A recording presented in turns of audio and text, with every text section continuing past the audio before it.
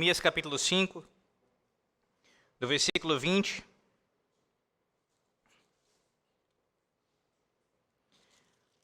A leitura irá até o versículo 15 do capítulo 6. No versículo 20, Jeremias 5, 20, até o capítulo 6, versículo 15. E esta perícope, esse texto aqui será exposto nessa manhã, com a graça do Senhor Deus. Jeremias 5, a partir do versículo 20, assim diz a palavra do Senhor nosso Deus. Antes de fazer a leitura, é melhor explicar isso logo, quero que você se atente a uma questão. O sermão será exposto essa manhã de forma diferente como você costuma ouvir quando eu prego. Ou seja, no lugar de nós passarmos pela ordem que está exposta aqui, que seria do versículo 20 até o final do capítulo 5 e depois indo para o capítulo 6, eu irei começar a exposição no capítulo 6, ou seja, a partir do versículo 1 do capítulo 6. Você vai entender isso ao longo do sermão, o porquê. Então, apenas para lhe situar, começarei expondo a partir do capítulo 6, e aí depois voltando para o capítulo 5, e assim mostrando a interação que há entre essas duas partes, o final do 5 e o início do 6. A leitura a partir do 5, versículo 20. Assim diz o Senhor nosso Deus. Anunciai isto na casa de Jacó e fazei-o ouvir em Judá, dizendo: Ouvi agora isto, ó povo insensato e sem entendimento, que tendes olhos e não vedes, tendes ouvidos e não ouvis. Não temereis a mim, diz o Senhor. Não tremereis diante de mim, que pus a areia para limite do mar, limite perpétuo que ele não traspassará? Ainda que se levantem as suas ondas, não prevalecerão? Ainda que bramem, não o traspassarão? Mas este povo é de coração rebelde e contumaz, rebelaram-se e foram-se. Não dizem a eles mesmos: temamos agora ao Senhor nosso Deus, que nos dá a seu tempo a chuva, a primeira e a última, que nos conserva as semanas determinadas à cega? As vossas iniquidades desviam estas coisas, e os vossos pecados afastam de vós o bem. Porque entre o meu povo se acham perversos, cada um anda espiando, como espreitam os passarinheiros, como eles dispõem armadilhas e prendem os homens. Como a gaiola cheia de pássaros, são as suas casas cheias de fraude. Por isso se tornaram poderosos e enriqueceram. Engordam, tornam-se nédios e ultrapassam até os feitos dos malignos. Não defendem a causa dos órfãos, para que prospere, nem julgam o direito dos necessitados. Não castigaria eu estas coisas, diz o Senhor? Não me vingaria eu de nação como esta? Coisa espantosa e horrenda se anda fazendo na terra. Os profetas profetizam falsamente, e os sacerdotes dominam de mãos dadas com eles. E é o que deseja o meu povo. Porém, que fareis quando estas coisas chegarem ao seu fim? Fugi, filhos de Benjamim, do meio de Jerusalém, tocai a trombeta em Tecoa e levantai o facho sobre Bet-Jaquerem, porque do lado do norte surge um grande mal, uma grande calamidade. A formosa e delicada, a filha de Sião, eu deixarei em ruínas. Contra ela virão pastores com os seus rebanhos, levantarão suas tendas em redor e cada um apacentará no seu devido lugar. Preparai a guerra contra ela, disponde-vos e subamos ao meio-dia. Ai de nós, que já declina o dia, já se vão estender as sombras à tarde. Disponde-vos e subamos de noite e destruamos os seus castelos. Porque assim diz o Senhor dos Exércitos: cortai árvores e levantai tranqueiras contra Jerusalém. Esta é a cidade que há de ser punida. Só opressão há no meio dela. Como o poço conserva frescas as suas águas, assim ela a sua malícia. Violência e estrago se ouvem nela. Enfermidade e feridas há diante de mim continuamente. Aceita a disciplina, ó Jerusalém, para que eu não me aparte de ti, para que eu não te torne em assolação e terra não habitada.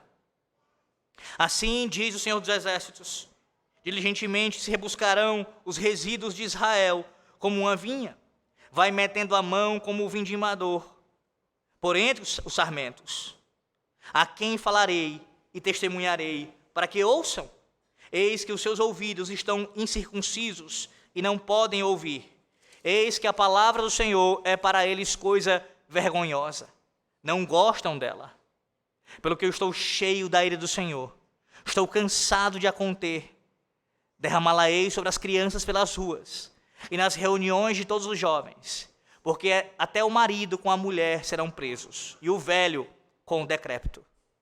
As suas casas passarão a outrem, os campos e também as mulheres, porque estenderei a mão contra os habitantes desta terra, diz o Senhor.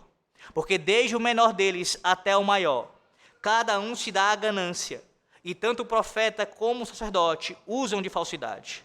Curam superficialmente a ferida do meu povo, dizendo, paz, paz, quando não há paz. Serão envergonhados, porque cometem abominação sem sentir por isso vergonha. Nem sabem que coisa é envergonhar-se. Portanto, cairão com os que caem. Quando eu os castigar, tropeçarão, diz o Senhor. Amém. Ninguém presta atenção aos alarmes de carro. Eles disparam de dia, de noite, às vezes sem nenhum motivo. Mas ninguém parece fazer nada a respeito, não ligam muito. A verdade é que as pessoas, meus irmãos, se tornaram tão acostumadas ao padrão de assobios, campainhas, sirenes e apitos que nem mais notam. Isso acontece com frequência, com alertas que são repetidos insistentemente, como alarmes de incêndio e até advertências do Ministério da Saúde. Quanto mais você os ouve, menos dá atenção a eles. Pense numa situação bem corriqueira do seu dia a dia, como o alarme que você coloca do seu celular para despertar toda manhã. Quantas vezes nós não temos a atitude de desligar o alarme? Se você, então, não coloca para alarmar mais de uma vez, corre um grande risco de perder o seu horário. E assim, deixar de fazer, de cumprir as suas atividades do seu dia a dia. Há essa tendência natural em nós, de ignorarmos os alarmes, especialmente quando nós ouvimos frequentemente o mesmo alarme soando em nossos ouvidos. Agora veja, a consequência de você perder o seu alarme ali, não atentar para o seu chamado pela manhã, é talvez, nesse caso, faltar o seu trabalho, ou chegar no mínimo atrasado, e assim sofrer algum tipo de sanção do seu chefe. E sim, de fato, isso é uma coisa ruim, essa é uma consequência ruim. Pode até ser uma consequência mais grave do que essa, dependendo do que você tem para resolver naquele dia, como uma consulta ou um exame. Agora veja, se isso é sério, diante dos alarmes que nós ouvimos frequentemente em nossas vidas, quanto mais quando se refere ao alarme do juízo de Deus. Sim, se há uma gravidade com relação aos alarmes que nós perdemos continuamente em nossas vidas, quanto mais quando se refere ao alarme do juízo de Deus, soado aqui através da sua palavra. Sim, meus irmãos, essa manhã nós ouviremos sobre isso novamente. Que o alarme de Yahvé, ele soa de forma estrondosa, mais uma vez, através do seu profeta. Deus fala com o seu povo. Sim, o alarme de Yahvé está soando aqui novamente. E assim como ele soa, ele também novamente requer uma resposta do seu povo. Ao passo que Deus fala claramente e de forma muito audível ao seu povo, ele também requer que o seu povo ouça com atenção, não perca o seu alarme, mas responda apropriadamente a esse som. Sim, nessa manhã nós ouviremos, respondendo à pergunta do versículo 31. Veja, o que você fará no final? O que você fará no final do versículo 31 do capítulo 5?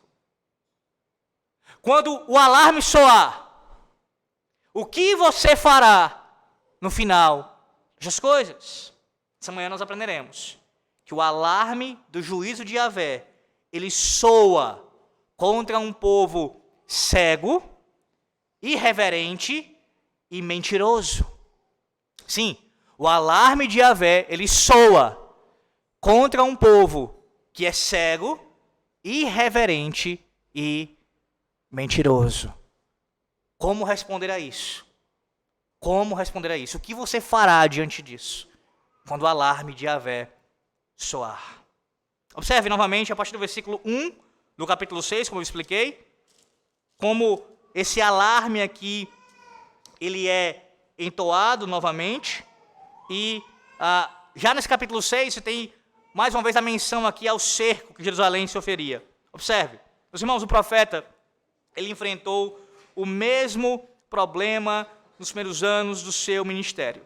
Capítulo após capítulo, dia após dia, ele advertiu o povo de Deus a fugir da ira vindoura. Ele anuncia aqui o seu alarme e ele faz isso a um povo, como diz o versículo 10, de ouvidos incircuncisos. Perceba o contexto. Deus está falando com o seu profeta, pelo seu profeta, a um povo, como diz o versículo 10, do capítulo 6, de ouvidos incircuncisos, ou seja, que não podem ouvir. E nós, leitores atuais desse livro do profeta Jeremias, enfrentamos a mesma tentação. E já a esta altura do livro aqui, o nosso sentimento, eu imagino que seja o seu sentimento essa manhã, é que você já ouviu sobre isso antes. Sim, de fato, nós já ouvimos. Jeremias continua a pregar contra os pecados do povo de Deus e a dizer a eles que Deus trará a sua justa punição contra eles. O capítulo 6 aqui, ele começa com outra advertência. A mesma advertência para fugir. Ele já falou sobre isso no capítulo 4. Outra ordem para soar a trombeta e outro comando aqui para acender o sinal de fogo, como ele diz no versículo 1, essa menção ao facho, o facho que seria aceso, esse sinal de fogo. Mais uma vez, a ameaça aqui de desastre pelos inimigos que vêm do norte.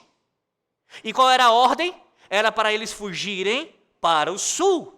Mais uma vez, Jeremias usa o vocabulário feminino também para mostrar o quão vulnerável o povo é. Lá no versículo 30 do capítulo 4, Jeremias compara ali Jerusalém, a cidade de Deus, a uma mulher que está se maquiando. Lembra disso? Como aquela mulher que está tentando seduzir o seu inimigo.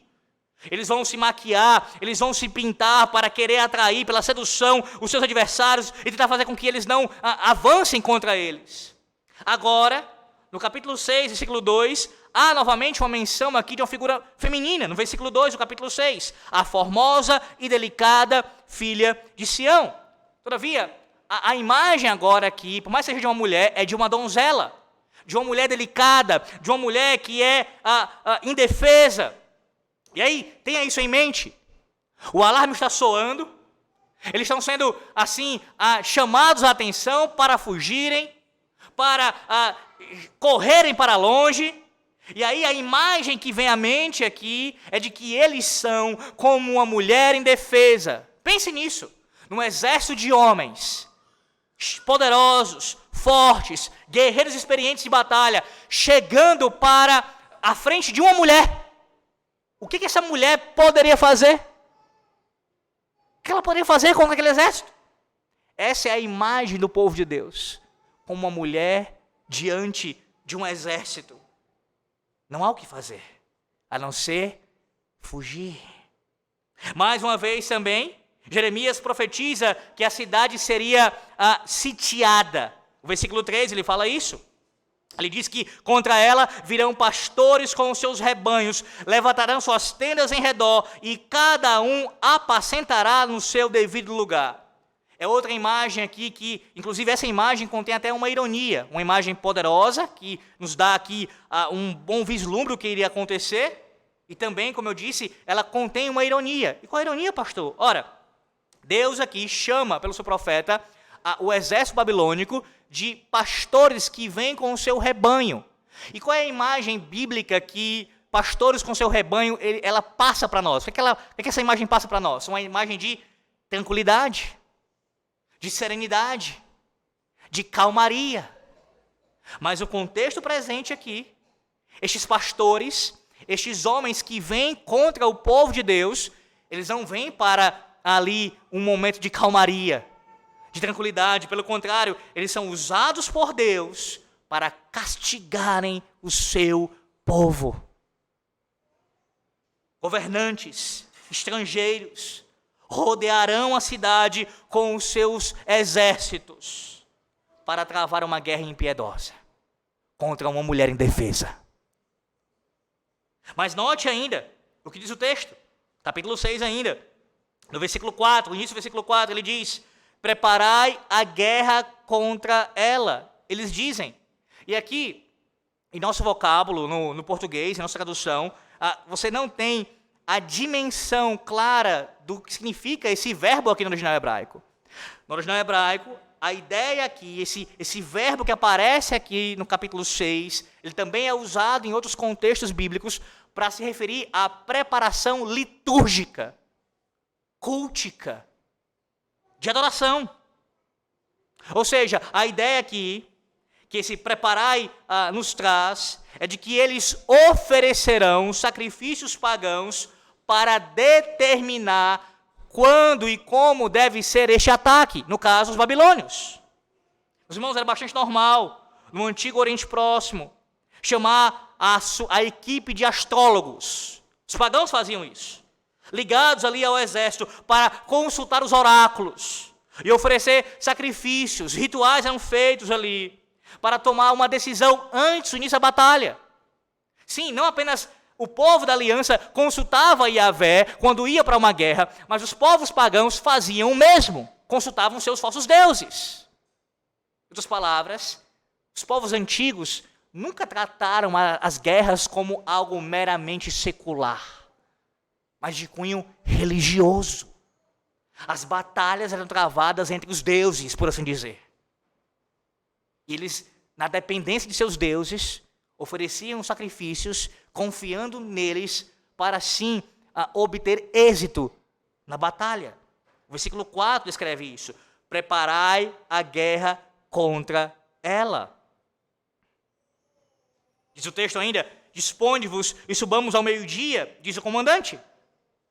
Versículo 4, parte B, e versículo 5. Ai de nós, que já declina o dia, já se vão estendendo as sombras da tarde. Disponde-vos e subamos de noite e destruamos os seus castelos. Veja, essa mudança de planos aqui, ela é assustadora. Por quê? Porque lutar durante a noite viola as regras de combate do antigo Oriente Próximo. Mais uma vez, Jeremias deixa claro que Jerusalém não receberá mais do que merece. Versículos 6 e parte A do versículo 7. Porque assim diz o Senhor dos Exércitos: esta é a cidade que há de ser punida, só opressão há no meio dela, como o poço conserva frescas as suas águas, assim ela a sua malícia. Veja, qual é a imagem aqui? Jerusalém é vista como uma cidade do pecado. E a comparação aqui é com um poço. Assim como esse poço ele conserva suas águas frescas, ali Jerusalém conserva a sua impiedade no seu meio. Ela é uma fonte, não de justiça, não de bondade, não de misericórdia, mas uma fonte de iniquidade, uma fonte cheia de veneno, que transborda por ela em suas ruas. Essa é a ideia. Na parte B do versículo 7, violência e estrago se ouvem nela, enfermidade e feridas há diante de mim continuamente. A sua violência deixa as suas ruas barulhentas.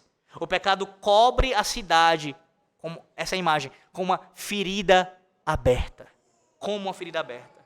Meus irmãos, essas são as razões, mais algumas delas, porque Deus deve punir o seu povo. Não expliquei o suficiente, então volto para ele rapidamente aqui. Veja, o versículo 5, quando fala aqui de noite e se atacar aqui, refere-se também à pressa dos adversários em atacar o povo, em fazer isso.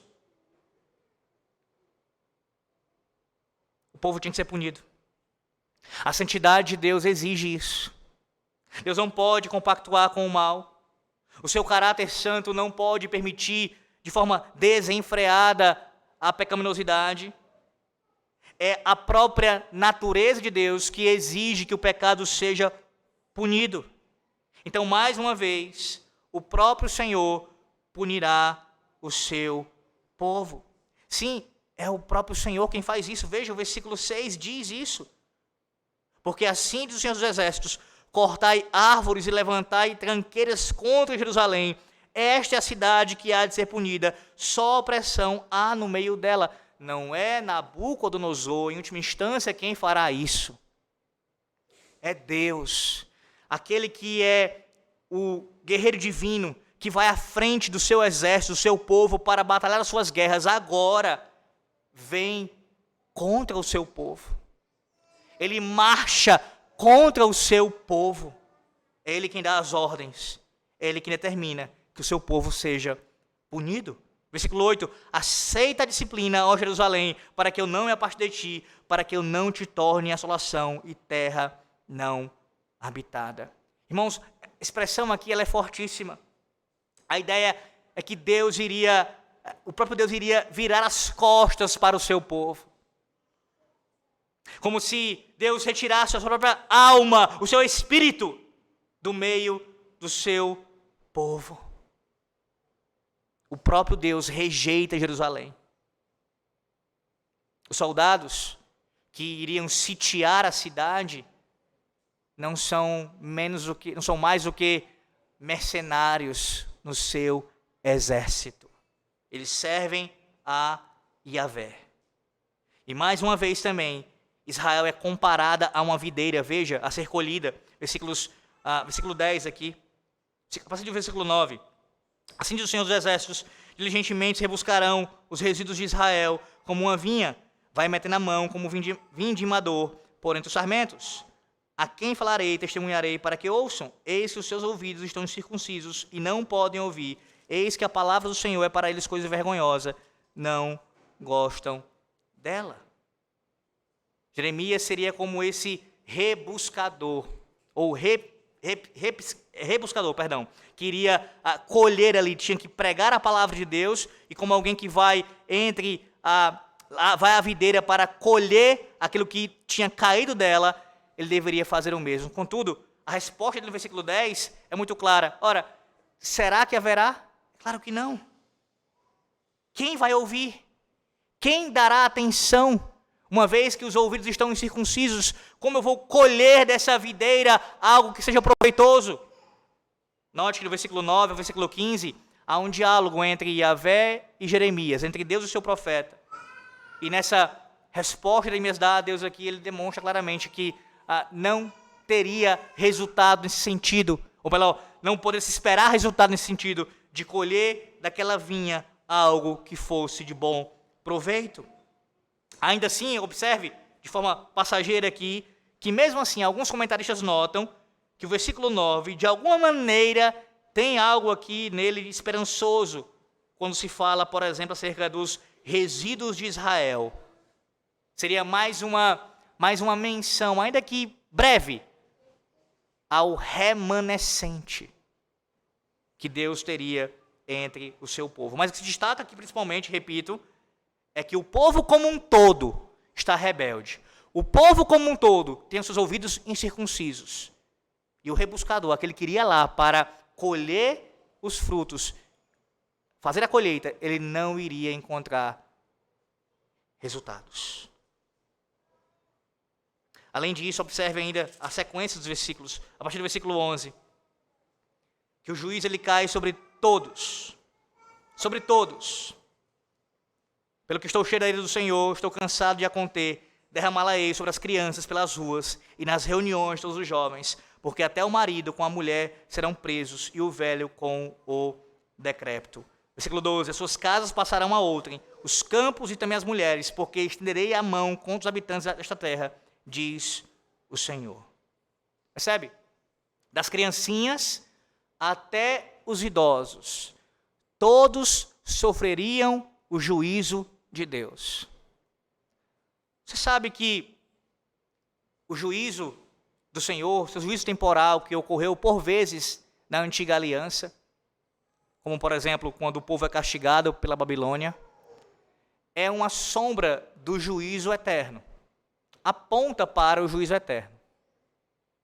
E aqui esse texto, ele nos ensina, eu espero que você seja instruído sobre isso essa manhã, se tem alguma dúvida sobre isso ainda, que Deus, ele promete sua palavra punir a todos. Em outras palavras, não há inocentes.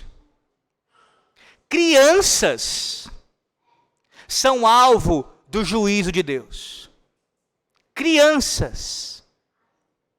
E é impressionante como algumas pessoas dizem assim, como é que pode João Calvino e outros ensinarem que há crianças no inferno? Ora, a Bíblia diz isso.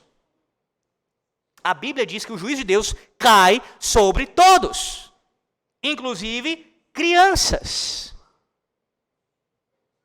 Quem nos poupa, quem nos livra, meus irmãos, não é a nossa condição financeira, não é a nossa idade, não é o tempo de vida que nós temos, não é isso.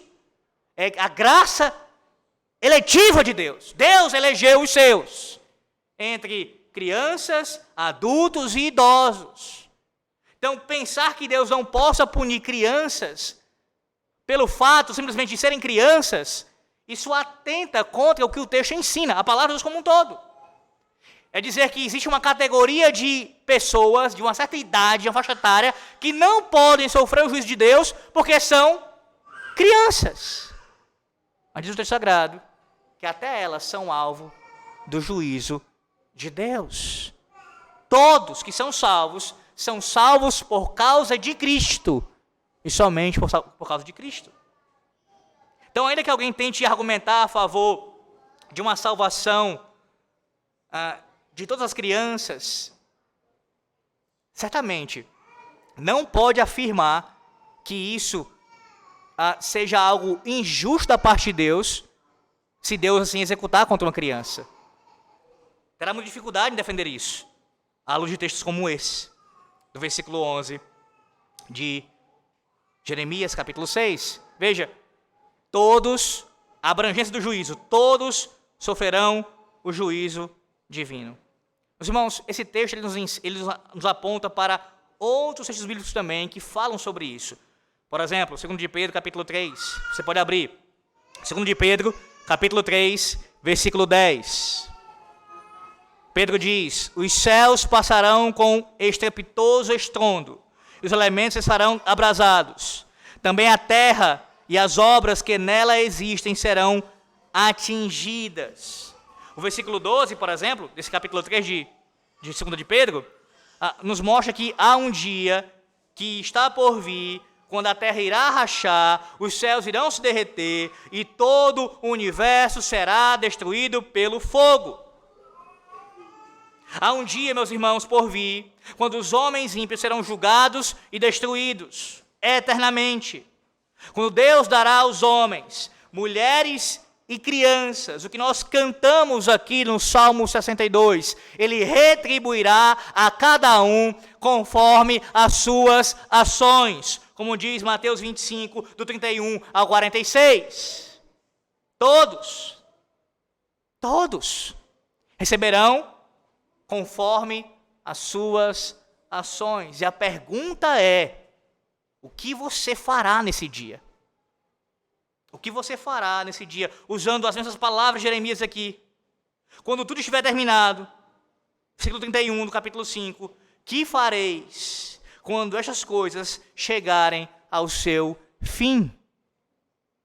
Não apenas um juízo temporal, como Jeremias anuncia aqui, mas diante do juízo de Deus, quando Cristo voltar, o que você fará quando estas coisas chegarem ao seu fim? Veja, a pergunta de Jeremias aqui, ela é de múltipla escolha. Ele prega, meus irmãos, para 3 diferentes grupos de pessoas nessa passagem. Por isso que eu volto agora para o capítulo 5. E cada um desses grupos reage de uma forma diferente à ameaça do juízo divino. Volte agora, tendo o que foi dito no capítulo 6 e no capítulo 6 em mente, com o final do capítulo 5. E voltando para o capítulo 6, vez por outra, quando assim for necessário, nós faremos. Veja, a partir do versículo 20 ao versículo 25 do capítulo 5, nós vemos que o grupo a quem Jeremias se dirige é o grupo dos cegos insensatos. Os cegos insensatos, a partir do versículo 20 do capítulo 5. Veja, mais uma vez, o versículo 20 aqui, do capítulo 5. Anunciai isto na casa de Jacó e fazei-o ouvir em Judá, dizendo, versículo 21, ouvi agora isto, ó povo insensato e sem entendimento, que tendes olhos e não vedes, tendes ouvidos e não ouvis. Há um comentarista que ele ressalta aqui que esses cegos insensatos, eles estavam, na vida deles faltavam muitas coisas. E de forma primária, faltava o entendimento. Não que houvesse algo de errado com as suas capacidades naturais. Eles tinham olhos físicos. Eles tinham ouvidos. Eles tinham um cérebro. Mas eles tinham o quê? Uma mente fechada. Uma mente fechada. Ou seja, o problema não era intelectual, meus irmãos. Era espiritual. Os olhos e os ouvidos destes cegos insensatos estavam fechados para a palavra de Deus. Eles estavam em estado de negação, negando que Deus iria castigá-los por causa dos seus pecados. A ignorância desses cegos insensatos, ela fez o ministério de pregação de Jeremias extremamente frustrante. Como diz o versículo 10 do capítulo 6, ele se queixando ali. A quem falarei e testemunharei para que ouçam? Eles são incircuncisos nos seus ouvidos. Eles não podem ouvir. Não porque tem um problema físico, mas porque espiritualmente estão mortos. Meus irmãos, esse problema que Jeremias enfrentou não foi enfrentado apenas por ele. Como Isaías bem disse no capítulo 6, versículo 9 e 10 do seu livro. Isaías diz, vai e diz a este povo, no caso Deus falando ao profeta, ouvi, ouvi e não entendais, vede, vede, mas não percebais. Torna insensível o coração deste povo, endurece-lhe os ouvidos e fecha-lhe os olhos, para que não venham ele a ver com os olhos, a ouvir com os ouvidos e a entender com o coração e se converta e seja salvo. A própria ação divina aqui em castigar também aqueles que são já duros em seus corações para ouvir a sua palavra. Interessante que Calvino, comentando esse texto, digo de Jeremias 6, versículo 10, sobre o povo ter os seus ouvidos incircuncisos, também aqui tendo em mente Jeremias 5, 20 e 21, Calvino diz que o povo havia se tornado como seus falsos deuses. Lembra do Salmo 115? O que o salmista diz acerca dos falsos deuses, dos ídolos? Eles têm olhos, mas não veem. Eles têm ouvidos, mas não escutam. Eles têm boca, mas não falam. Enfim, ele faz toda uma descrição dos ídolos. Eles têm uma incapacidade, eles não conseguem fazer absolutamente nada. Pois bem, Calvino diz que o povo havia se tornado como seus falsos deuses. Vocês têm olhos, mas não enxergam. Vocês têm ouvidos, mas não conseguem ouvir a voz de Yahvé. O que Calvino disse é o que um teólogo contemporâneo afirma em sua obra. Greg Beale. Você se torna aquilo que você adora. Você se torna aquilo que você adora. Exatamente o que havia acontecido com o povo de Deus. Esses profetas, meus irmãos, eles aprenderam que é apenas por meio da graça de Deus que alguém pode compreender a mensagem da salvação. A mente e o coração do homem natural estão fechados, a sua mente e seu coração, até que o Espírito Santo possa operar a regeneração em suas vidas. E veja, isso é um incentivo para o nosso evangelismo. Sabermos que Deus, em sua graça, em seu poder vivificador, Ele pode operar nos corações de homens mortos. É assim que nós evangelizamos as pessoas que nós conhecemos que não conhecem a Cristo, dependendo inteiramente da graça de Deus, sabendo que somente Ele pode operar em seus corações. Quando você se depara com essa realidade de pessoas que não conhecem ao Senhor, o que deve vir à sua mente de forma imediata é exatamente o que ensina Jeremias 5 e 6. Eles têm ouvidos circuncisos. Eles não podem ouvir. Por mais que você fale, eles não podem ouvir, a não ser que o próprio Deus opere em seus corações. Certa feita, um oficial da igreja, um presbítero, ele encontrou uma mulher que queria se unir a uma igreja, fazer parte ali no caso da igreja que ele era oficial. E enquanto eles conversavam, o oficial pôde perceber que ela não estava confiando totalmente, inteiramente em Cristo para a sua salvação. Ela ainda estava confiando, de certa forma, nas suas próprias boas obras para apaziguar a ira de Deus. Então, foi o que ele fez? Ele confrontou, lembrando-a de que suas boas ações não poderiam, de forma nenhuma, expiar seus pecados, que somente os méritos de Cristo é que poderiam salvá-la. A mulher ouviu o presbítero com muita atenção, balançando a cabeça e dizendo, sim, eu entendo. Quando ele terminou de falar, a mulher disse a ele, certo, agora eu sou boa o bastante para poder entrar na igreja? Então ele percebeu que tinha voltado à estaca zero. É exatamente isso que nós vemos em nossos dias. A mesma coisa, em nosso contexto aqui mesmo. Pessoas que, por mais que estejam na igreja há anos, diferente dessa mulher que estava tentando entrar naquela igreja, têm uma percepção equivocada das coisas. Do próprio evangelho, irmãos.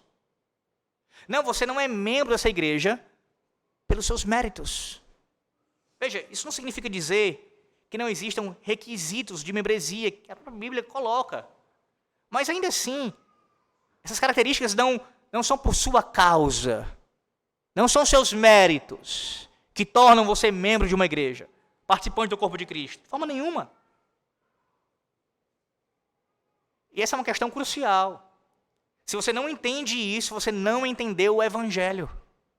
Não entendeu o Evangelho. A experiência do profeta Jeremias aqui, como essa citada por mim, ela nos mostra que isso é muito mais comum do que nós pensamos. Considere o próprio ministério de Cristo, proclamando a palavra dele. Não havia nenhuma deficiência na homilética de Cristo. Não havia. Seus sermões sempre foram perfeitos. Nenhuma consideração a ser feita sobre um sermão de Cristo. Precisa mudar isso ou aquilo? Nada. Mas nem todos que ouviram seus sermões confiaram nele para a sua salvação. Na verdade, muitos ouviram a sua palavra e o rejeitaram ainda mais. E por quê? Por que isso aconteceu? Mesmo quando Cristo falou. Porque a salvação, meus irmãos, só pode acontecer na vida de alguém se o Espírito Santo atuar junto com a pregação no coração do indivíduo para convertê-lo. Veja, é claro que ele agiu todas as vezes na pregação de Cristo. Por isso que eu friso, quando ele age para a conversão, sempre que a pregação acontece fielmente, ele está agindo para salvar ou para condenar. Se ele não agir bondosamente e graciosamente para salvar, isso não irá acontecer. Como o próprio Cristo disse, a vós outros é dado conhecer os mistérios do reino dos céus, mas àqueles não lhes é isso concedido. Por isso lhes falo por parábolas. Porque vendo, não veem, e ouvindo, não ouvem, nem entendem. Mateus 13, 11 e 13. Depois ele prossegue citando Isaías capítulo 6. Ainda que estejam sempre ouvindo, vocês nunca entenderão. E assim ele segue. Meus irmãos, a percepção espiritual para compreender a mensagem de salvação, ela é um dom de Deus. E os cegos e sensatos, eles não têm esse entendimento. Nem podem o ter. Mas veja, não apenas eles eram cegos. O que faltava a eles também? Diz o versículo 22, parte A do versículo 22. Faltava entendimento, essa cegueira, mas também faltava a eles reverência pelo poder de Deus. Diz o texto, versículo 22, parte A. Não temereis a mim, diz o Senhor. Não temereis diante de mim? Sim, todo ser humano, quanto mais o povo da aliança, deve temer e tremer diante de Deus. Diante daquele que é o Criador de todas as coisas. É uma reação natural, irmãos, que é esperada por aqueles que conhecem a Deus. Temer e tremer diante da sua presença. E isso por muitas razões. Mas o texto aqui nos apresenta pelo menos uma, no versículo 22, parte B. E qual é a razão, pastor? É que Deus, ele é poderoso sobre o mar. Sim, é algo bem específico. Uma das razões porque o povo deveria temer e tremer, e que você e eu devemos também, é porque Deus é poderoso sobre o mar. Veja, pus a areia para o limite do mar, limite perpétuo, que ele não traspassará. Ainda que se levante as suas ondas, não prevalecerão, ainda que bramem, não o traspassarão. Vez por outra, eu assisto vídeos no YouTube que mostra a fúria do mar. Não sei se você já viu isso. Talvez alguns já tenham visto isso aí, tem essa mesma curiosidade que eu. Como o mar se comporta quando está bravio. E é impressionante, irmãos. É impressionante. As ondas, o movimento, as tempestades, a beleza que há nisso tudo e, ao mesmo tempo, o pavor que isso gera em nós. Sempre fui, desde pequeno, bem interessado com relação a isso. No mundo bíblico, o mar, ele tem, e você vai ver isso muitas vezes no Antigo Testamento, nos Salmos, está repleto disso, ele traz essa ideia do mal, representando assim o mal, não é que ele seja um mal, veja, mas ele aparece nesse tipo de ilustração como um caos que não pode ser controlado, com a sua fúria, representando inclusive os inimigos de Deus. O mar, na sua impetuosidade, não pode ser controlado. Isso gerava pavor aos israelitas. Pois bem, Deus foi quem decretou quão longe pode ir o mar. Foi Deus quem disse onde ele deve parar. Deus é quem governa as ondas agitadas e os mares tempestuosos. Ele foi quem colocou os oceanos em seus devidos lugares e os limitou com a terra seca. Deus governa os mares. E aí essa é a ideia do versículo 22. Se Deus pode governar até mesmo o mar, a quem eles temiam, quão mais digno de reverência é Deus. Perceba a insensatez de um povo desse. Eles temiam mais ao mar do que a Deus. Temiam mais a algo que pode ser controlado por alguém que é superior. E aí você pensa assim, poxa, de fato, que insensatez, que cegueira, que imprudência, que falta de temor. Como alguém pode dar maior valor à criação, atribuir maior poder a ela do que ao próprio Criador? Ora, meus irmãos, essa é a expressão exata da nossa cultura, que se recusa a dar glória a Deus, mas reconhece algum tipo de valor, algum tipo de beleza, algum tipo de poder na obra da criação. A mente secular, ela reconhece alguma beleza na criação, mas ela se recusa a dar glória ao Criador. As palavras de um cientista famoso, Carl Sagan, ele disse, projeto? Absolutamente, sem dúvida. Ou seja, ele reconhece na criação que há um projeto, que há algo organizado, que há algo belo. Mas o mesmo disse, projetista, nenhuma pista. Nenhuma pista. A mente secular, meus irmãos, pensa em termos meramente naturais, enxergando o universo inteiro como nada mais do que moléculas em movimento. A mente secular nunca reconhece que os princípios que governam o universo são provenientes de uma mente, a mente de Deus. Somente um coração teimoso se recusaria a reverenciar o Deus da criação. Somente um coração insensato e sem entendimento pode ver tudo isso na criação, todo esse poder, toda essa glória, e não reconhecer que há uma mente por trás disso. Como diz o versículo 23, este povo de coração rebelde e contumaz rebelaram-se e foram-se. Ora, se até mesmo os mares obedecem a ele, Deus deve ser, ainda mais por nós, louvado e obedecido. Lembra? Como foi que aqueles homens ficaram diante do poder de Cristo? Quem é este? Quem é este que até o mar e os ventos lhe obedecem? Que faz com que eles se acalmem, que ao som da sua voz, eles se aquietam. Quem é este?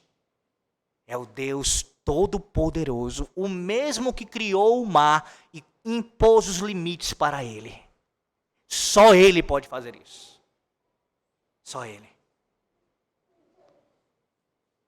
Eu recomendo você fazer isso. Dê uma olhadinha na Fúria dos Mares aí nos vídeos. E se imagine ali, num barco ali, no meio daquelas ondas gigantescas. Há uma outra característica também aqui, dessa insensatez. Veja, eles eram cegos e insensatos, que eram caracterizados também pela sua ingratidão. Versículo 24. Faltava a eles a gratidão pela graça de Deus. Versículo 24 diz, não dizem a eles mesmos, temamos agora ao Senhor, nosso Deus, que nos dá a seu tempo a chuva, a primeira e a última, que nos conserva as semanas determinadas da cega. Veja, Jeremias já havia mencionado a obra da criação de Deus, o modo pelo qual ele fez o mar e a terra seca, em primeiro lugar. Você viu isso no sermão passado. Sermão, na verdade, no capítulo 4 de Jeremias. Nesse ponto aqui, o profeta ele analisa a obra da providência e a maneira como ele não apenas criou todas as coisas, mas como ele sustenta. Deus é quem dá, é ele quem provê para nós o sustento diário. Ele não apenas fez, mas ele também mantém. Como você muito bem já ouviu por vezes, Deus não criou o mundo e se afastou dele. Deus não deu corda no relógio e deixou ele seguindo sozinho. Deus fez tudo e continua preservando, sustentando, mantendo toda a sua criação. Deus é quem faz o sol nascer. Deus é quem envia as chuvas. Deus é quem sustenta tudo quanto existe. Quem dá o alimento aos animais. Quem dá o pão nosso de cada dia. É Deus. É Deus. Deus mostrou sua fidelidade para com seu povo. No verão, no inverno, na primavera e na colheita. O Senhor demonstrou de forma notável a sua fidelidade. Porém, o que foi que os cegos e insensatos fizeram? Eles se esqueceram disso. Se esqueceram. E estavam começando a colher aqui as consequências da sua ingratidão. Havia seca em Israel. As chuvas de outono e primavera não regaram a terra. Expressando exatamente uma das maldições do pacto. Quebrar a aliança traria como consequência, uma delas, a seca, a falta de chuvas. Deuteronômio 11, versículos 16 e 17 ensina isso. Que Deus iria trazer as secas como um castigo para a idolatria. Ora, isso traz para nós uma aplicação muito, muito clara. Quando nós vemos coisas do tipo acontecendo, furacões, maremotos, inundações, secas, precisamos pensar, isso pode sim ser, e muitas vezes o é, uma demonstração do juízo de Deus contra os pecados de um povo. Não estou falando para você deixar de agir com misericórdia com aquelas pessoas que sofrem quando passam por isso, pensando aqui mesmo em Nordeste, nosso estado, que sofrem com secas. Você não pode desconectar as coisas. Ou você acha que não tem nada a ver? Pensa no Ceará, nosso estado, altamente idólatra. Um interior recheado. Cidades que são inteiramente conhecidas aqui e fora pelo culto falso que prestam aos seus ídolos. Seja Canidé, seja Juazeiro do Norte, ou outras, marcadas por isso. Você acha mesmo que quando a seca vem, isso é do nada? É a mente de Deus que governa todas as coisas. A sua boa mão. É Ele quem dá chuva, Ele quem retém as chuvas. É Ele quem mantém as coisas e é Ele quem tira o sustento das coisas. Deus faz isso. Nós vivemos, meus irmãos, numa nação que adora muitos falsos deuses. Nosso país inteiro é marcado por isso. Não apenas o Nordeste. Nosso país inteiro tem falsos cultos, falsos altares. Há falsos deuses. Então não é à toa que nós temos, por exemplo, governantes ímpios governando nosso país. E outros que tentam usurpar o poder destes, também com suas maldades. Em segundo lugar, há um outro grupo agora. Os gatos gordos. Os gatos gordos, veja, a partir do versículo 26 até o versículo 31. Uma reação à notícia do juízo divino, meus irmãos, é de fato ignorá-la com um coração cego, uma mente cega, insensata, vivendo sem entendimento, sem reverência ou gratidão a Deus. Mas há uma outra reação também aqui, que é essa dos gatos gordos. Veja, a palavra gatos, ela não aparece no original hebraico. Então, por favor, não entenda isso dessa maneira. Eu não estou afirmando aqui que o texto, Jeremias, se referiu àquele grupo, aquelas pessoas, como gatos gordos. Gatos aqui é apenas para ilustrar, inclusive tirando aqui de uma citação de um comentarista. Não que apareça no texto, mas que ilustra muito bem a realidade do texto. A palavra gordo aparece assim. Tá? Veja, versículo 28. Engordam e, mais uma vez ele vai falar, a ideia de gordo aqui também, tornam-se nédios. Tornam-se nédios. E por que gato, pastor? Por que isso para ilustrar o texto? Gatos gordos, veja. Esses gatos, esses homens aqui, essas pessoas aqui que eram assim descritas como nédios, como se engordando, também gostavam de pegar pássaros. Veja, versículo 26 e 27. Entre o meu povo se acham perversos, cada um espiando como espreitam os passarinheiros, como eles expõem armadilhas e prendem os homens. Como uma gaiola cheia de pássaros, são as suas casas cheias de fraude, por isso se tornaram poderosos e enriqueceram. O que um gato gosta de fazer? Pegar pássaros, só para ilustrar como gatos gordos. Como gatos gordos. Meus irmãos, esses caçadores, eles eram habilidosos no que eles faziam. As suas casas estavam cheias de pássaros. Mas veja, o problema não era eles serem ricos e poderosos em si. Você sabe muito bem que a Bíblia não condena per si a riqueza. Alguém pode ser rico sem isso ser algo pecaminoso. É bem verdade que a Bíblia fala, alerta quanto à possibilidade de um rico confiar nas suas riquezas para a salvação. Isso deve ser está bem alerta em nossas mentes. Mas a riqueza em si não é algo que Deus condena. Nem mesmo o poder, alguém exercer poder. A Bíblia condena o abuso de poder. Então qual é o problema aqui? É que esses gatos gordos estavam ou tinham conquistado a sua riqueza e o seu poder defraudando o próximo. Essa é a questão. Eles defraudavam os pobres. Foi assim que eles conseguiram riqueza e poder, desonestamente. Meus irmãos, não apenas nos dias de Jeremias, Mas em nossos próprios dias, nós também estamos cheios de caçadores de pássaros em nossa própria sociedade. Pense nos agentes da polícia condenados em escândalos de corrupção, ou advogados que fraudam seguros para dar golpes milionários. Aqueles que têm o sistema, que usam o sistema para tirar proveito dos que não têm. Jeremias diz aqui sobre responsabilidade espiritual para os que devem exercê-la, especialmente a liderança, é algo muito desafiador. Como assim, pastor? Jeremias não apenas condena aqui o fato de alguém tirar proveito do pobre e assim se enriquecer e se tornar poderoso através disso. Não apenas isso é condenado. Isso é condenado, mas também a injustiça social é condenada em outros termos. Veja, um padrão mais elevado é dito aqui, versículos 28 e 29. Ultrapassam até os feitos dos malignos. Não defendem a causa dos órfãos para que prospere. Nem julgam direitos necessitados.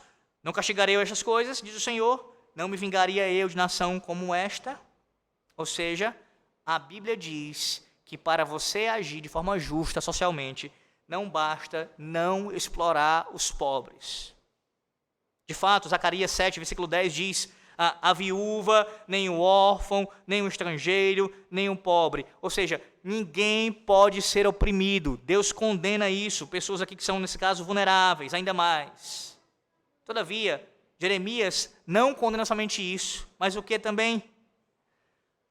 Deus, em sua palavra, condena tanto os pecados de omissão quanto de comissão. Não basta você não defraudar. Nós temos a obrigação de sermos defensores dos pobres. Devemos lutar pela sua causa. E a razão para isso é que o próprio Deus é um pai para os órfãos e um defensor dos pobres. Deuteronômio capítulo 10, versículos 17 e 18 diz: pois o Senhor vosso Deus é o Deus dos deuses e o Senhor dos senhores, que faz justiça ao órfão e à viúva e ama o estrangeiro, dando-lhe pão e vestes. E aqui eu não posso deixar de falar isso, é claro, não posso. Há um grande problema desse entendimento. Por causa de uma ideologia esquerdista, ligada a um entendimento errado sobre a nossa relação com os pobres, alguns crentes têm se afastado do ensino bíblico quanto a isso.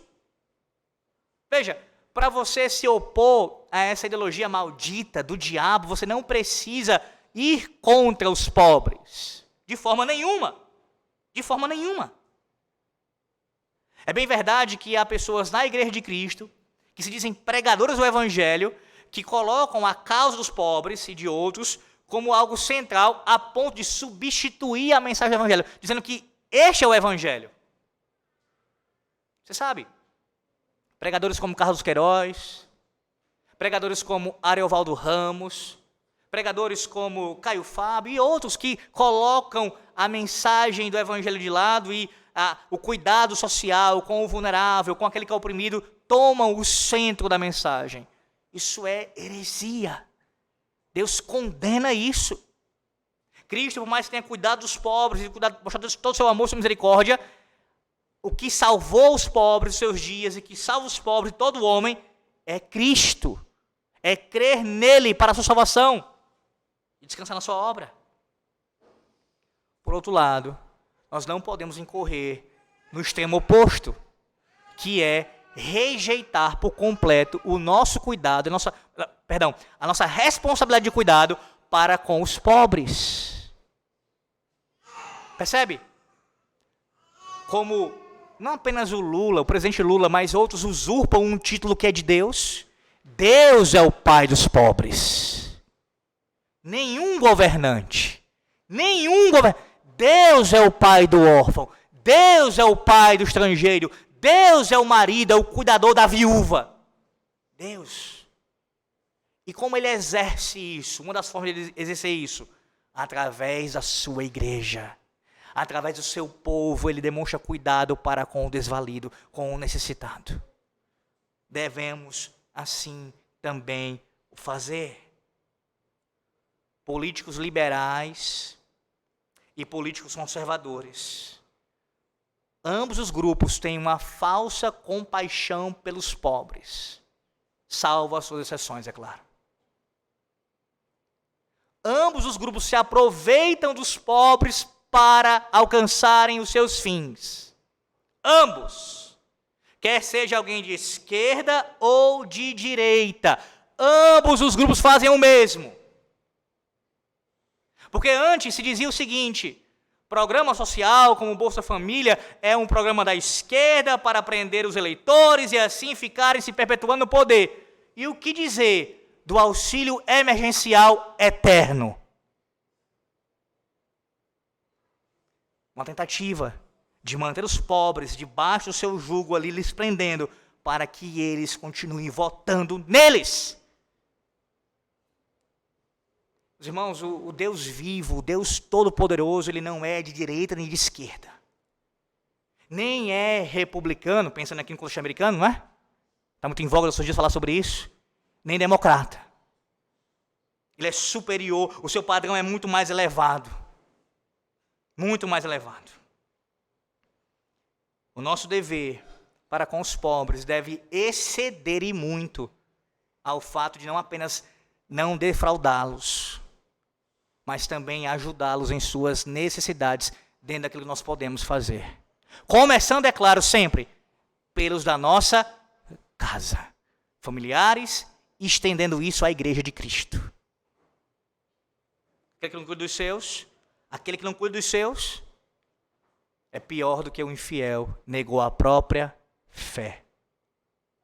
Não adianta nada alguém ficar cuidando de pessoas desamparadas, necessitadas, e faltando em casa e faltando na igreja para as pessoas que precisam. Percebe o quão importante é o seu trabalho, diácono? Percebe? Porque, veja, isso é uma responsabilidade de todos nós. E quem encabeça isso na igreja, que deve ser ali, nesse sentido, a liderança quanto a esse aspecto, é a junta diaconal. Que trabalho valoroso e ao mesmo tempo pesado vocês têm diante de Cristo, de servir aos necessitados, cuidar deles, como um pai cuida dos seus filhos.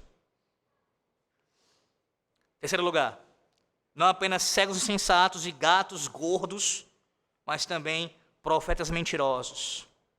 A partir do versículo, na verdade, o versículo de número 30 e 31 falam sobre isso. Ele também vai repetir isso no final da perícope que eu li, no versículo de número 13, capítulo 6, versículo 13, até o versículo 15 do capítulo 6. Veja, em quase todos esses capítulos aqui, Jeremias ele falou frequentemente, de forma muito pesada, contra o clero. E aí alguém até pode se espantar com isso, mas que palavras pesadas. Jeremias falou tantas vezes contra profetas, contra sacerdotes. Por que ele fez isso? Ora, Jeremias não falava em seu próprio nome, lembre-se disso. Ele falava em o nome do Senhor. Era o próprio Deus que estava trazendo condenação contra um povo rebelde, começando pela sua liderança.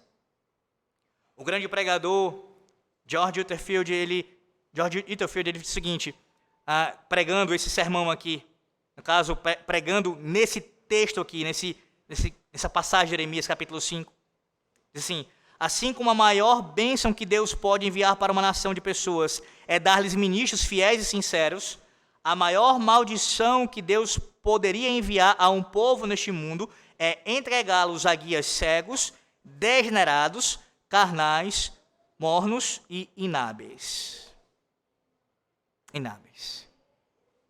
O maior juízo que Deus pode trazer para alguém, para uma nação, é dar ministros assim. Veja o versículo 31, parte A. Versículo 31, parte A. Os profetas profetizam falsamente e os sacerdotes dominam de mãos dadas com eles. E é o que deseja o meu povo. Profetas mentirosos, como diz o versículo 14, parte B. Eles dizem paz, paz, quando não há paz.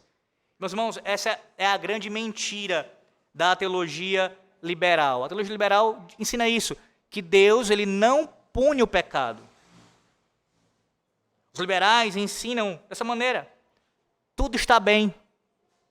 Tudo está bem. Mesmo que tudo esteja mal, não interessa. Tudo está bem. Isso me faz lembrar de um ocorrido histórico bastante considerável, e eu peço que você também depois leia sobre isso. No século passado, século XX, essa teologia aqui, liberal, ela foi expressa pelo pensamento, atitude política do primeiro-ministro da Grã-Bretanha, em 1940, chamado Neville Chamberlain.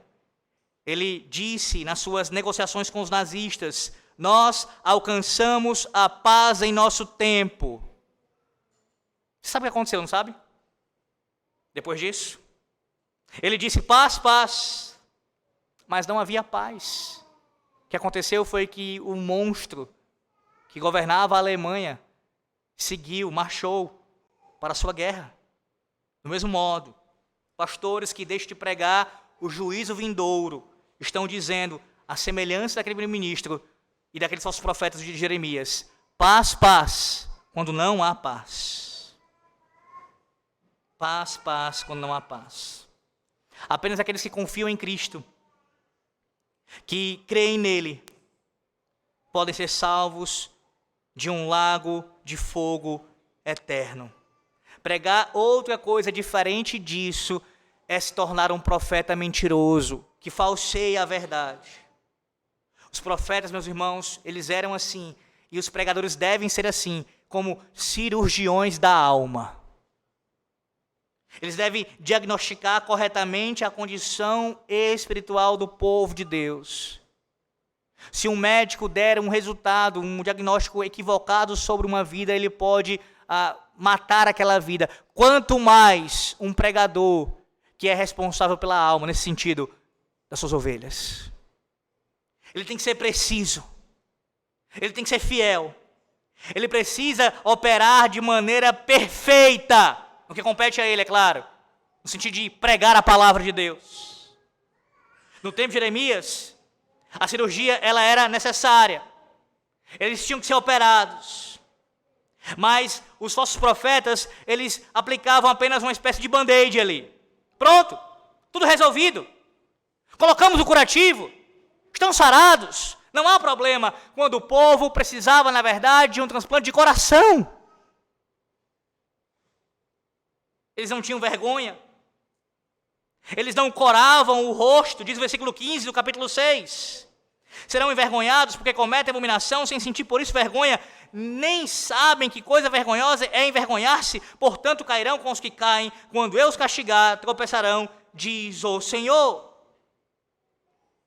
Veja, não apenas os profetas eram homens mentirosos que não tinham nenhuma vergonha na cara, mas também os sacerdotes abusavam da sua autoridade.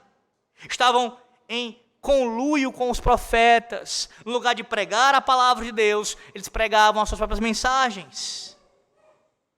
Não estavam se colocando sob a autoridade de Deus, mas governavam pela sua própria autoridade. E qual era a motivação deles? Versículo 13 do capítulo 6. A ganância.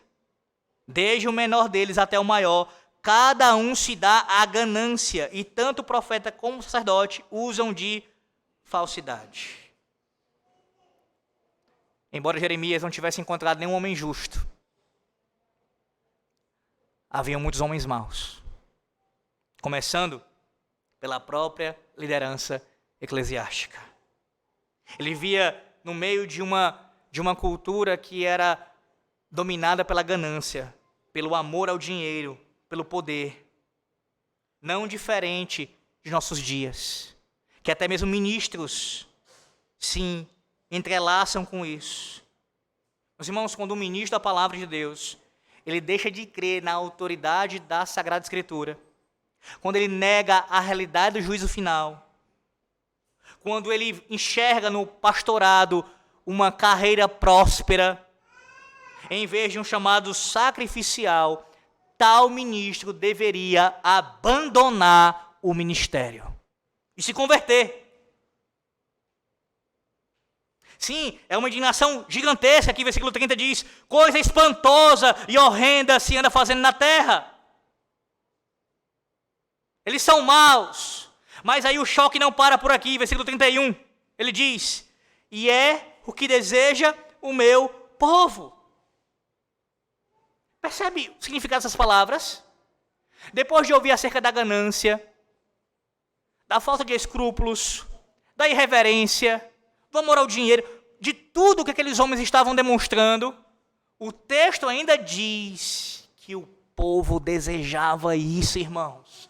O povo gostava, o povo tinha prazer nas mensagens dos falsos profetas. Apesar de todo o ensinamento deles, apesar da condenação divina contra eles, o povo estava fascinado. Lembra o significado de fascínio? Você lembra, não lembra? Fascínio, ser fascinado. Eles estavam encantados com o ministério daqueles homens. Deixa eu contar uma outra história para você que ilustra muito bem isso. No verão de 95, um ministro anglicano foi removido de sua igreja por heresia. Algo que é bem comum, né? Em nossos dias acontecer. Alguém ser removido da igreja por causa de heresia. Ele havia escrito um livro intitulado Deus em Nós, no qual argumentava que Deus não é pessoal, mas uma força, cuja misericórdia e graça são mediadas pelos seres humanos. A manchete do artigo no jornal London Times dizia: pastor demitido compara seu destino ao de Jeremias. Ele se comparou ao profeta Jeremias. Estou sendo injustiçado. Estão se levantando contra mim. Pregando uma heresia dessa, ele se comparou ao profeta Jeremias. Mas veja, a situação dele se encaixava assim no livro de Jeremias. Ele não estava de todo errado. Todavia, a questão aqui é que ele deveria ter sido comparado aos falsos profetas dos dias de Jeremias, não com o profeta verdadeiro Jeremias. Mas o mais chocante, meus irmãos, foi a resposta da congregação daquele ministro. Como foi que ela reagiu? Um membro chamou a demissão de uma situação deplorável. A igreja da Inglaterra sempre se orgulhou de ser bastante liberal, disse ele. Deve haver espaço para experimentos desse tipo. Nada diferente, irmãos. Isso é 95. Há 30 anos. Nada diferente nos nossos dias. Na verdade, pensar num contexto em que alguém, um pastor, sai de uma igreja, deixa um presbitério por causa de heresia, é difícil isso acontecer nos nossos dias. Continua pregando em seus púlpitos, propagando em várias igrejas mentiras e mais mentiras e não sofre nenhum tipo de sanção. Nada acontece, nenhuma advertência. Isso nos lembra o que Paulo falou a Timóteo, em 2 Timóteo 4, 2 e 3. Prega a palavra, pois haverá tempo em que não suportarão a sã doutrina, pelo contrário, cercar-se-ão de mestres segundo as suas próprias cobiças, como que sentindo coceira nos ouvidos. Sim, há igrejas que têm pastores infiéis, desse nível aqui, ou próximo disso, que se eles saírem, os membros irão chorar. Irão brigar por eles. Dizer, como pode? Como pode o presbitério fazer isso? Como pode o conselho tentar demitir esse pastor? Como pode? Ele tomava café na minha casa. Ele era tão hospitaleiro. Ele sempre estava assistindo os pobres necessitados. Mas o evangelho, a mensagem de Cristo, a sã doutrina não era preservada por ele. Mas é uma questão secundária. O próprio povo defendendo os seus falsos mestres. É a ovelha defendendo o lobo. A mesma realidade de nossos dias. Pregação que mais entretém do que instrui. Acalma mais do que apazigua. No lugar de confrontar, somente fica falando coisas que são agradáveis aos ouvidos. Isso se tornou regra e não é exceção na igreja de nossos dias. Há um pastor americano chamado Richard Newburn que disse sobre os liberais o seguinte, uma geração atrás. Ele disse o seguinte sobre os liberais. Richard Newburn. Um Deus sem ira leva homens sem pecado para um reino sem juízo mediante ministrações de um Cristo sem cruz. Eu vou repetir. Um Deus sem ira leva homens sem pecado para um reino sem juízo mediante ministrações de um Cristo sem cruz. Isso foi dito há um século atrás, há mais de um século atrás. E é a mesma verdade que nós enfrentamos. O que você vai fazer? O que você vai fazer a respeito disso? Essa é a pergunta de Jeremias, no versículo 31. Que fareis quando estas coisas chegarem ao seu fim? Nós vivemos numa igreja, meus irmãos, pós-reforma, que lamentavelmente precisa, nesse sentido, se reformar novamente, voltando para os mesmos princípios da reforma protestante. Há cegos insensatos, há gatos gordos e profetas mentirosos por todo lado. Na verdade, há mais em nós de cegos insensatos, gatos gordos e profetas mentirosos do que nós gostaríamos que houvesse. Em nós mesmos. Mas o que faremos no final? Ou, traduzindo aqui a pergunta de Jeremias de outra maneira, o que acontecerá com você quando tudo acabar? Quando o alarme do juízo de Deus soar, o que vai acontecer com você? Em primeiro lugar, se você está em Cristo, você não será um cego insensato. Você terá demonstrado entendimento e fé na mensagem de salvação em Cristo. Temerá a Deus, dando a Ele toda a glória e honra e reverência por sua soberania sobre o mar e sobre a areia. Será grato a Deus e dará glória a Ele e gratidão pela chuva e pelas estações. Em segundo lugar, você não será, em Cristo, um gato gordo. Não usará as estruturas sociais para tirar proveito daqueles que não têm a condição. Será um defensor do órfão e daqueles que não nasceram ainda. Defenderá o direito dos pobres e dos necessitados. Em último lugar, você não será um profeta mentiroso, um crente que esconde a ira de Deus das pessoas quando você evangeliza. Pelo contrário, você vai advertir ao pecador que Deus pune sim pecadores, do menor ao maior, do maior ao menor, do mais moço ao mais velho. Deus pune pecadores. Você dirá isso às pessoas. E você falará claramente que a única maneira de se livrar da maldição da ira de Deus é se ele estiver em Cristo, com a sua justiça, a justiça de Cristo, cobrindo completamente.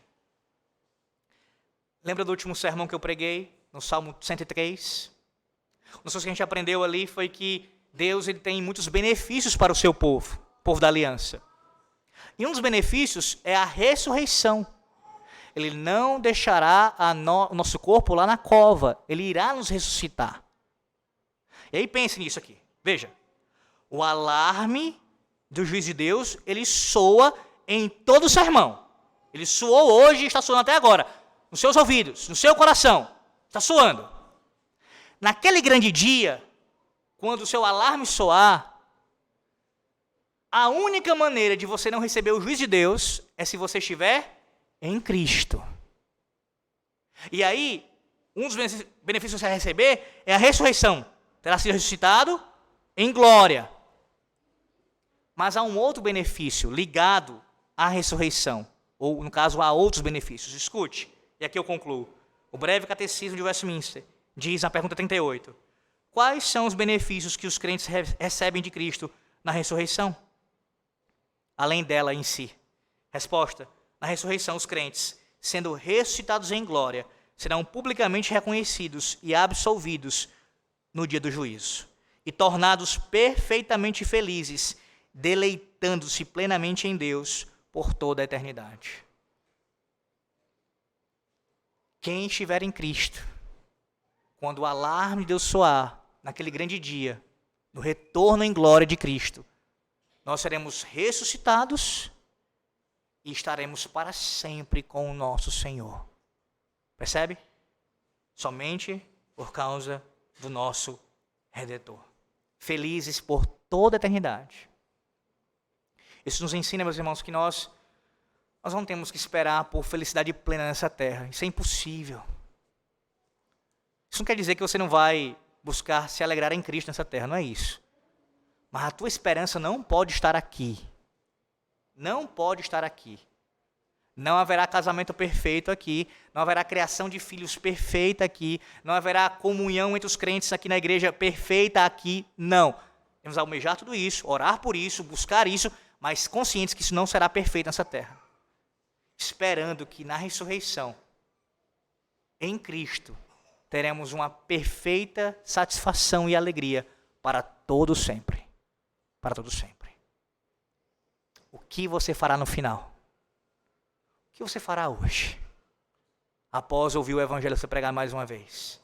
Crerá? E assim se agarrará com todas as forças a Cristo, confiando nele para a sua salvação, unicamente nele?